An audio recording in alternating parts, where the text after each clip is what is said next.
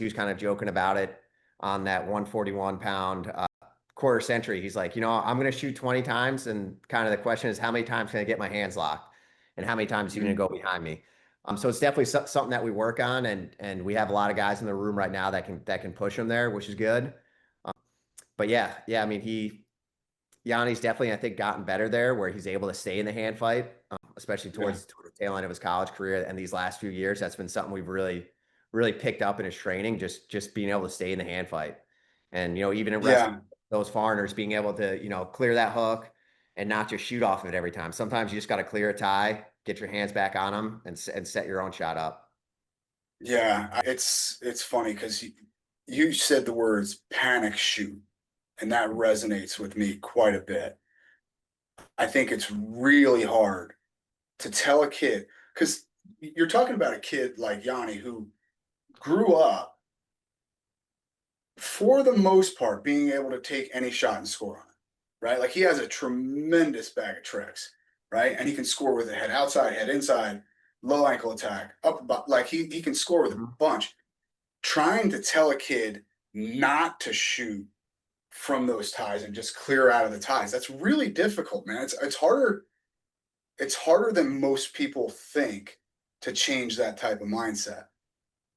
Yeah, I think it's kind of ingrained to you when you start, we work a lot with our college guys now because we see it.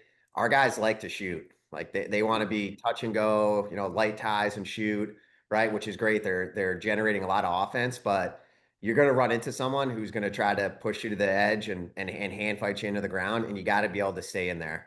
And you got to be able to clear the tie to get your hand set again. You can't just try to shoot out of every tie. And it's definitely, I use that phrase a lot as a panic shot, especially when our younger guys, go up against a season, fourth, fifth, 6 year senior or something like that, and that guy's gonna, try to bully you for the first 3 minutes of the match. You got to be able to stay in there, and you can't run away from the ties. Right. And so it's definitely something that we work on, and I think as a program, we're getting a lot better there and being able to stay in the fight there. Um, but yeah, it's hard to kind of change your stripes, right? If you're a kid who's used to taking 20 shots a match and scoring 10 or 15 times, you're probably going to keep doing it. And you don't want to pull the reins back too much on them. You want them to still wrestle where they're really confident, but you got to be able to have kind of game plans. But just freshmen in general, Yep. as they walk into the room saying, like, hey, look, I know you're used to wrestling from space. I know that's not what's going to get it done at NCAA level. Is Mhm. that is that a sit down with each kid individually, or you address the group with that?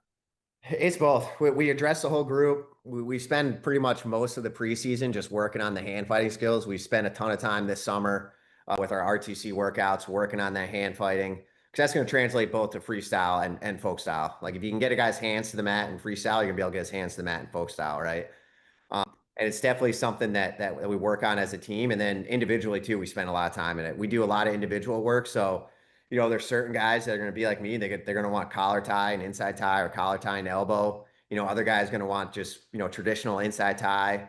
So we don't try to kind of pigeonhole the hand fight, but we're like, all right, you got to figure out where you're going to be able to sustain this hand fight, and whether that's clearing ties, getting back inside, whether that's off elbow ties, whether that's off collar tie, turning his ears, but kind of trying to develop your own system. And that's something we do, I think, really well here is each guy up and down our lineup pretty much wrestles very differently.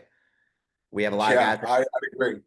yeah, that like to shoot, right? So we spend, a lot of the mornings doing individual workouts so that when we come back in the afternoon, we can do more. It's pretty much kind of like strictly training, I say. Like we're going to come in here, we're going to drill hard, wrestle hard, but showing one technique for 40 guys on our roster, maybe 15 or 20 of them are never going to do it. There's never really going to be in that Right. position. They need to be able to wrestle through that position, but we don't want to waste a half hour going over one tie for one kid. Yeah, So that a makes lot of guys, sense. yeah, especially their first 2 years, we're going to spend a lot of time in developing what's your offensive system. What's your first attack going to be? How's this guy going to react? What's your second follow-up attack going to be? And same defensively. Like we got guys that are strictly baseline D. We got guys that want to go baseline to funk. We got guys who are just funk. So we want to kind of strengthen where your strengths are and try to shore up your weaknesses. But you're probably coming into this program really good in certain areas. So we're going to keep trying to kind of elevate that position for you. Sure.